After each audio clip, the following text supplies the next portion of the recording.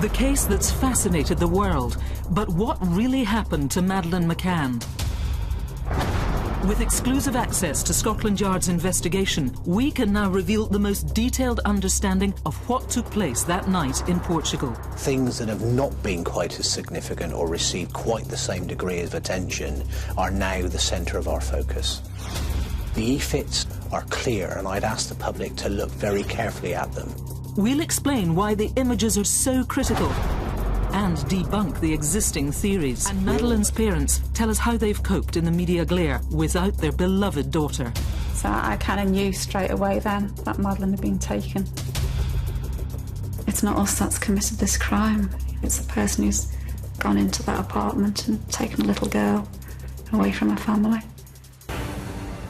There must be very few people who don't know about the disappearance of Madeleine Mccann. She was just 3 years old when she went missing whilst she was on holiday with her family in Portugal. That was way back in May 2007. She, of course, hasn't been seen since. And whoever took her, well, they have yet to be brought to justice. There was widespread criticism of the initial Portuguese investigation and even, at one point, accusations that her own parents were to blame. Well, along with Kate and Gerry Mccann in the studio tonight are the Scotland Yard detectives who are leading this new investigation. We've been working closely with them for several months to reconstruct their latest findings, and tonight we can reveal the major revelations that they've uncovered and the true significance of those crucial EFITs that you may have seen today if you've been watching the news. Now, we ask you to cast your preconceptions aside, to examine this new information and to do what you can to help find Madeleine Mccann. The initial Portuguese police inquiry lasted a year. Private investigators have followed up sightings around the world, and the media storm surrounding the story came up with numerous theories. A friend of Kate and Gerry Mccann has spoken publicly for the first time. Released an artist's impression of a man they believe may have abducted their daughter. But what actually happened to Madeleine Mccann remains a mystery.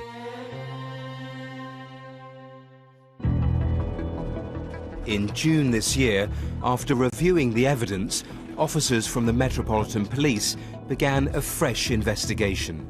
Now, for the first time, the lead detective is ready to reveal what they have uncovered. I would say it was a revelation moment.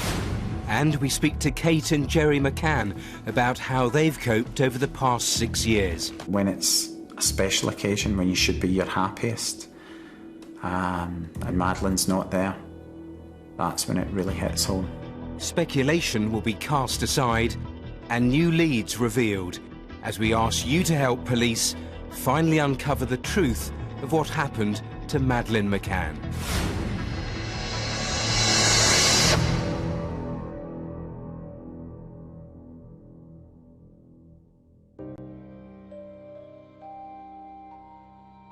Jay, what are your first memories of Madeleine as a baby? She came out screaming. Yeah. She was a Mccann, there's no doubt about that. She was very loud, but she came out almost perfectly formed. It was really, you know, she was instantly beautiful. Because you had been through IVF to conceive her, that it must have had an extra poignancy when she was born. Can you tell me?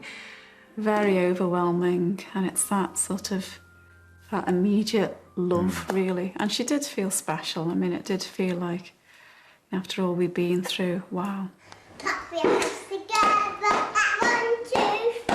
I've looked at photographs of your family around about that time, I think not long after the twins have been born. The thing that constantly strikes me, you have this sort of giant smile in every picture, which is like, here we are. This is it. This is all that matters. Was that how you felt? Yeah, I mean, it was all I kind of dreamed of, really. And I can remember one morning, my mum and dad were there, and we'd all piled into their bedroom, and the 3 kids were climbing on top of me, and I just remember mum saying, "Look at you with your 3 kids," you know, and it was just great, you know, it was perfect, you know.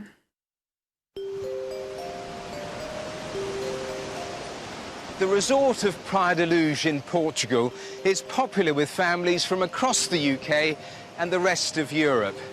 But 6 years ago, it became known for a very different reason. It was the place where 3-year-old Madeleine Mccann was abducted from her apartment. Since then, the mystery of what happened to her has continued to make headlines. But amid the speculation, what are the facts? Kate and Jerry McCann arrived at the Ocean Club complex with a group of friends. They brought their 3 children, 2-year-old twins Sean and Amelie, and 3-year-old Madeleine. What did Madeleine make of the swimming pool? Was she right in there? Yeah, she was. She was desperate to get in there. Yeah. I mean, it was the end of April we went out, and it wasn't that warm, but she was straight in. She said, "Mummy, can we go in swimming?" And She loved swimming. I really, absolutely loved it. So she really wanted to get in that water.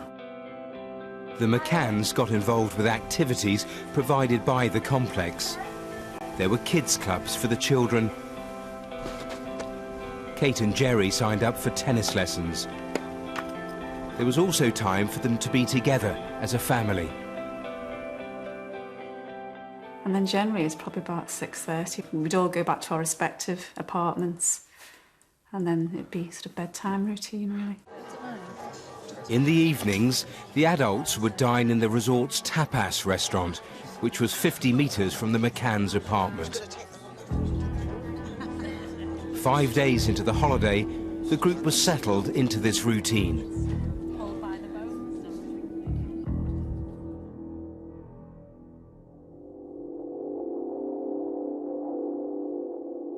I think we all woke up around 7:30 and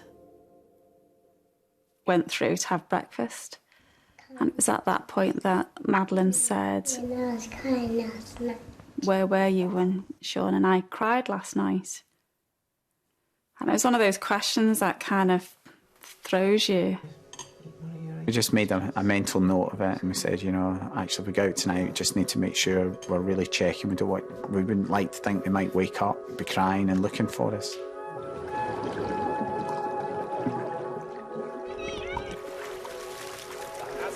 The time we had by the pool and the play area that day was a really fun time that day. It was particularly fun. She was sitting in there with a little dress and a hat on, and I was paddling my feet. And it was sunny, and that's where we've got the photograph, the last photograph. We had a lesson booked for the 2 of us, a tennis lesson. And then I stayed on and Kate went for a run. So at 5 o'clock I went over to meet the kids, and Kate came back from her running. Madeleine looked really tired. She was really pale and looked quite washed out. We decided to take them straight back to the apartment, and just before 6 I then headed off back to play tennis, and I left Kate to get them ready. Gerald swallowed bravely as he walked towards the floor, but the lions saw him coming and they soon began. Again, it was kind of quite a nice memory, really. Madeleine was sitting on my knee and Sean and Amelie were alongside. To the spot. They're right, he thought. I'm used to this. We read a story, and Madeleine asked if she could put my engagement ring on, but she did quite a bit, so she had that on. And yeah, it was just a really nice moment, really. And then Jerry got back pretty prompt at 7. They were sitting all on the couch together, and they all had their jammies on, ready, had their milk. We sat on Madeleine's bed and we had a story. And then Jerry came through and we kind of put the twins into the travel cots that they were sleeping in and said goodnight. We were a ground floor apartment, and the window had a shutter on the outside that was right down, and the window was closed, and we had curtains right across, so it was nice and dark in the room. And then, as always, just closed the door, not right over, but just so it was open a little bit so that the light from the living room would get through. And I have to say, it was quiet within seconds. I think they were all just so tired and fell asleep.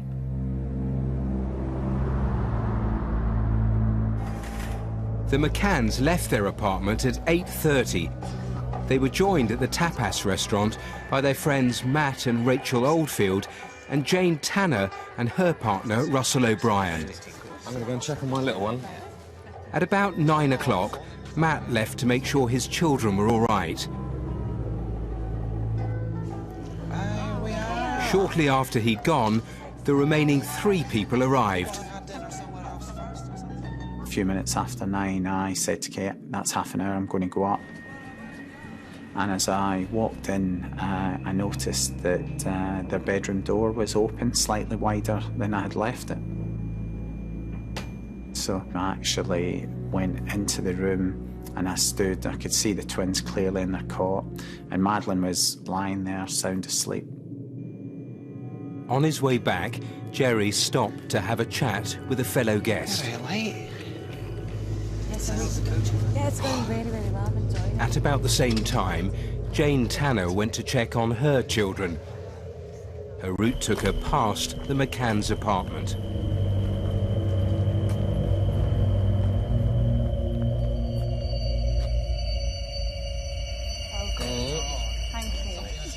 By the time the starters arrived, everyone appeared settled for dinner. And then at 9:30, which is the time that I thought, right, I need to check, I stood up, and at the same time, Matt stood up. No, you stay. Matt and Rachel were actually staying in the apartment next to us, 5B. He said, I can pop in. So I said, OK, I'll go next one. As Matt left the table, Jane's partner Russell also went to check his children. Matt went, checked, and when he came back, he said, "Everything all right?" And he said, "Yeah, it's all quiet." All right. Yeah, is everything okay? Everything's fine, all right. quiet. Yeah. Russell stayed behind as his daughter had become unwell. Jane went to relieve him once she'd finished her meal. So at 10 o'clock, I got up to do the next check. I'd finished eating them, so I headed back to the apartment, the usual route. And I just stopped and listened in the living area for a bit, and it was all quiet. But it just caught my eye that the children's door was quite far open. And at that point, I thought it must have been when Matt checked and he's left it open.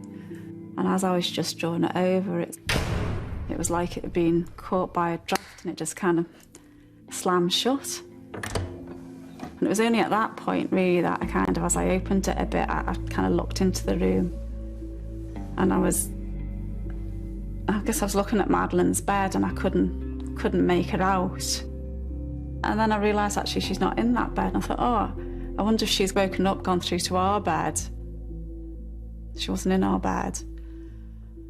And that was the first time where I guess, you know, a panic kicked in. And it was literally at that point, the curtains that were closed just kind of whoosh. And then I could see that the window being pushed right over and the shutters were up. So,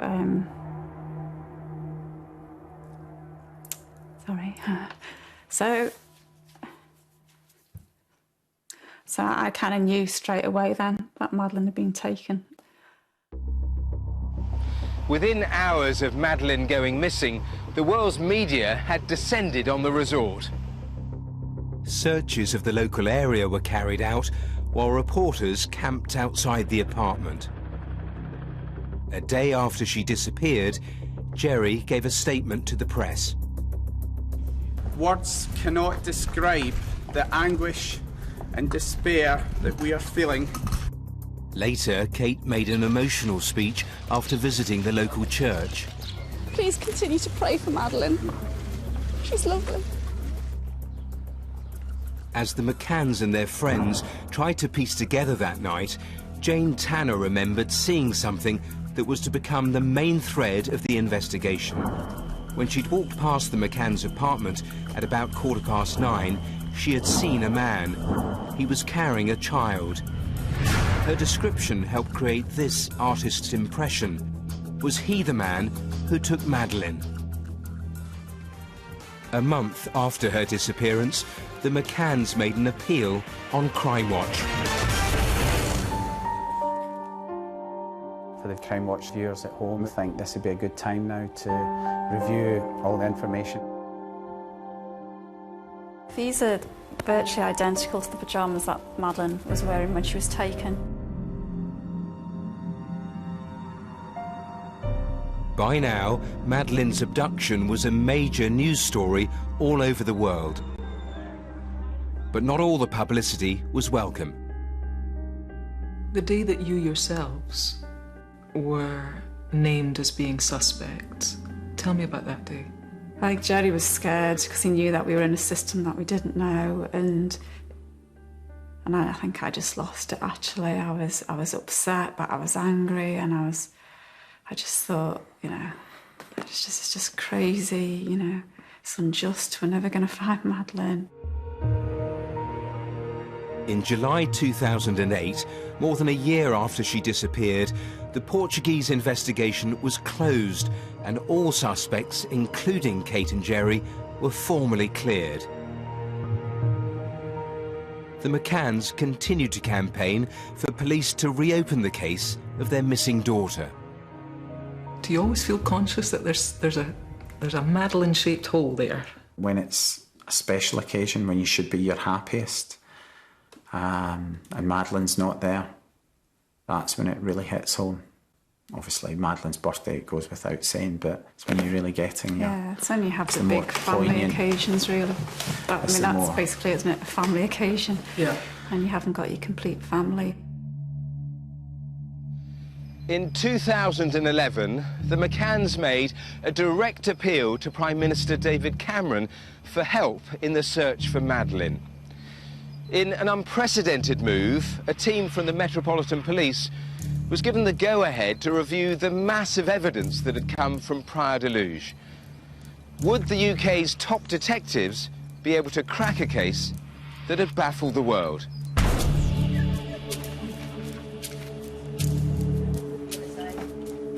Yeah, Matthew, please come in now.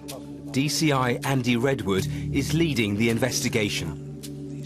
Primarily what we sought to do from the beginning is try and draw everything back to zero, if you like. Try and sort of take everything back to the beginning and then reanalyse and reassess everything, accepting nothing. The work of detectives in re-examining thousands of documents paid off when they were finally given the green light to launch a full-blown inquiry. What follows is the result of this painstaking new investigation by Scotland Yard's elite detectives. The truest account yet of what really happened that night. Tell me now about the crime scene itself. Yes, I mean, the family with their 3 children were in apartment G5A. This was on the edge of a sort of contained area which was known as the Ocean Club, within which there was a tapas bar and swimming pools and tennis courts. But the actual apartments where they were staying was outside that perimeter area, and it was effectively from front and back accessible to the public. The front door was accessed via a car park, and then the rear entrance was a side set of steps that led up and into a rear balcony area that went into and through patio doors. Madeleine and her siblings, Sean and Amelie, were staying in the front bedroom, which looked out onto the front car park. Madeleine was in a bed, and the 2 children were in travel cots between Madeleine's bed and the bed that was nearest to the window. The careful and critical analysis of the timeline has been absolutely key. Primarily, we're focused on the area between 8:30 and 10.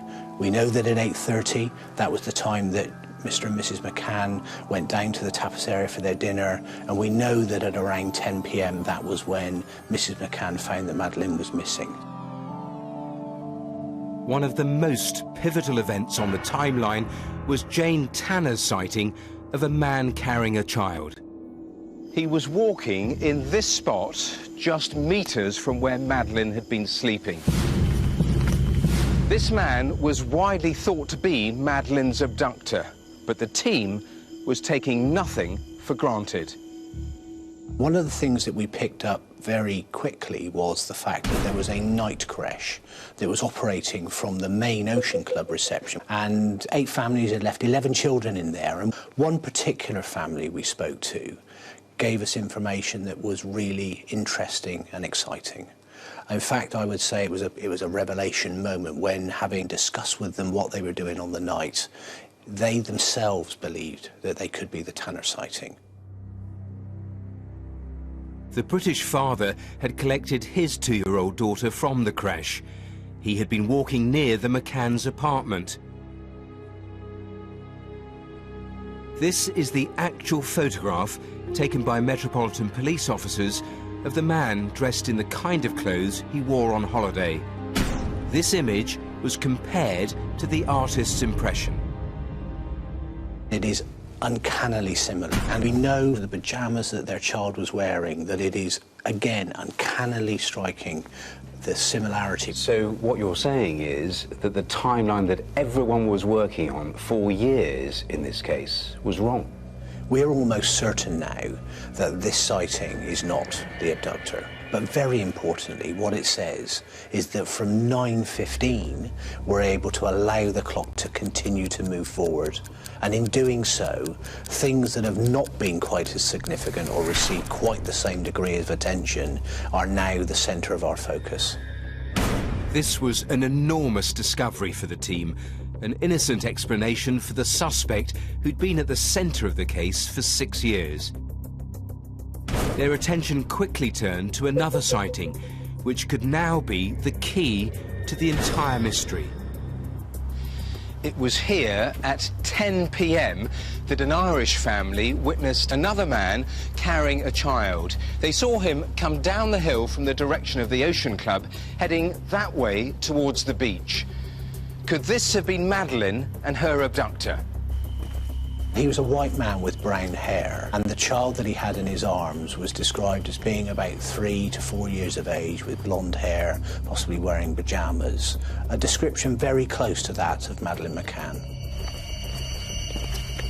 Two of the witnesses helped create e-fits of the man they saw. Today, for the first time, we can reveal the true significance of these images. This could be the man that took Madeleine, but very importantly, there could be an innocent explanation. The e-fits are clear, and I'd ask the public to look very carefully at them. And if they know who this person is, please come forward.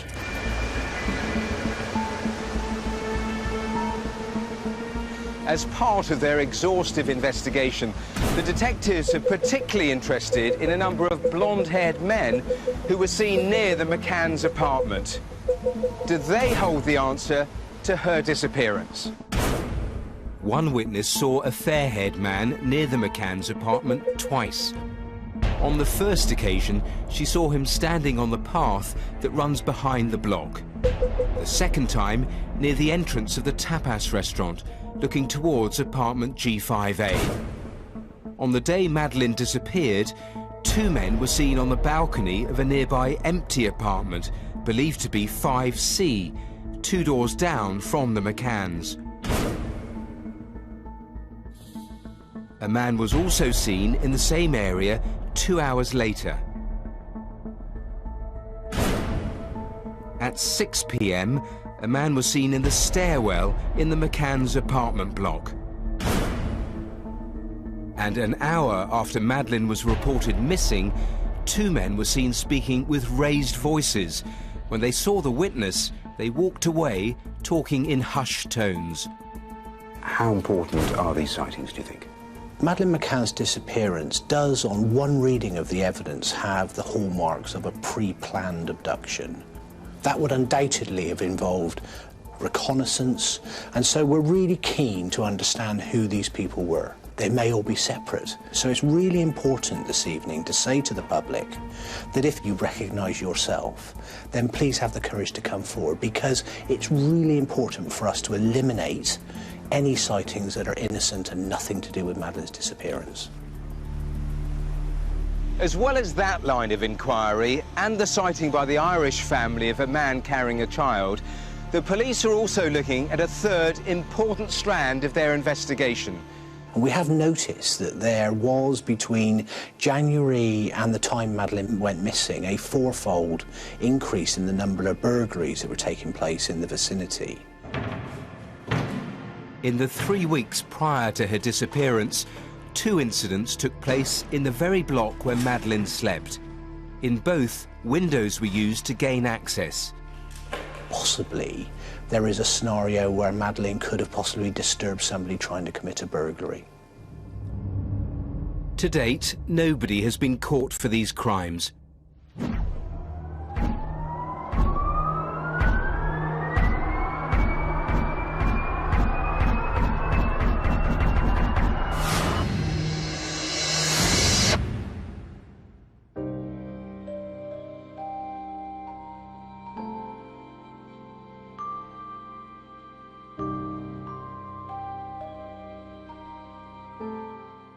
You've said in the past that there can be nobody who knows your story who can look back on that night as much as you yourself have looked back on it and said, what could we have done? What should we have done? How do you deal with those feelings now? Maybe I'll say it first, because I think I realised really early on that you could guilt, ifs, buts, maybes could just eat away at you and it doesn't change what's happened. It's almost been a mantra for me, is to look forward and always look forward at what can still be done. I think it took me longer to get to that point, and you know, I did persecute myself over a decision to eat at the tapas restaurant for weeks, months, years, I'd say. For years, did you? Yeah. You know, we must, you know, why did we think that was okay? You know, obviously with hindsight. But then, as Jerry said, it doesn't help. It doesn't help us. It doesn't help Madeleine. And ultimately, it's not us that's committed this crime. It's the person who's gone into that apartment and taken a little girl away from her family.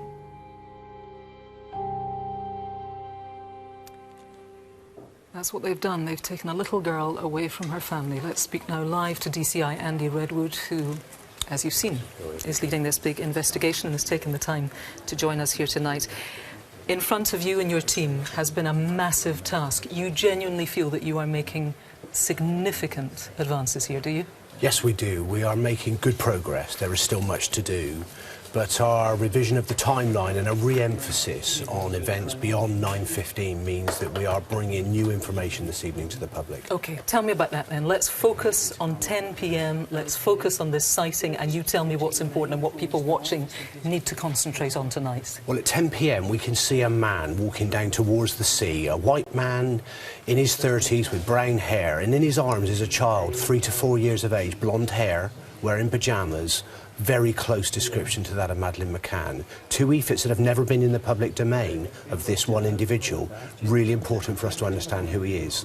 Andy, another aspect that seems to me very important are all these different sightings of might be the same fair-haired man, might be a different fair-haired man. Give us a bit more detail on those. Well, there is a number of incidents on both the day that Madeleine went missing and in days leading up to her disappearance, where one man or two were seen lurking around the apartments. Now, there may be a completely innocent explanation for that, but we really need the public to help us to identify who these men are. OK, you said to Matthew there was this spike, this fourfold increase in burglaries around about the time that Madeleine was taken. And also there was a rash of, now, we are calling them charity collections. Who knows if that's what they were. You think both of these things also might be something that has an important aspect in terms of the investigation? Yes, on the afternoon that Madeleine disappeared, at between 3:30 and 5:30, there were 4 charity collector events where 2 men went to residential apartments in streets very close to her apartment. And certainly on one of those events at 4 p.m, there's an EFIT that the public can look at now, a man with black hair, right, that we really need to understand more about and identify who this person is. And just, it was around about a week before there was another significant, again, let's call it a charity collection sighting. Tell me about this. Yes, and this was actually the week before Madeleine disappeared. In the apartment where she was staying, a man, and the EFIT is in front of the public now, again with black hair, went up the rear steps and approached a gentleman on the balcony. And again, there are certain elements of both that event and the event on the 4 p.m. on the day with the EFIT we've shown prior to this that have resonance between each other. Really important for us to identify who these individuals are. That's for sure. DCI Andy Redwood for now. Thanks very much for taking the time for talking to us.